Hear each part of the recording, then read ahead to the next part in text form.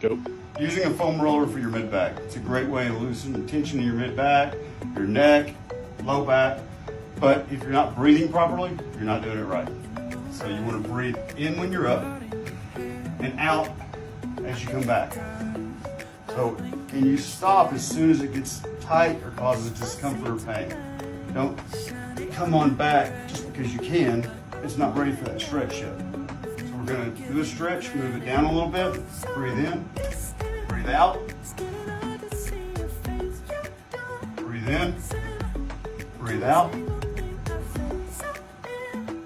Repeat the process one more time.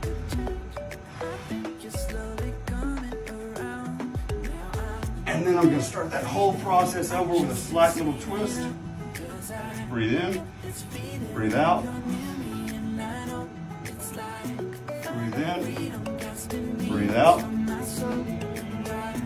And when you're completely done with that on both sides and in the middle, it should be that you can breathe in, breathe out. Breathe in, breathe out. And all of this is going to prevent this.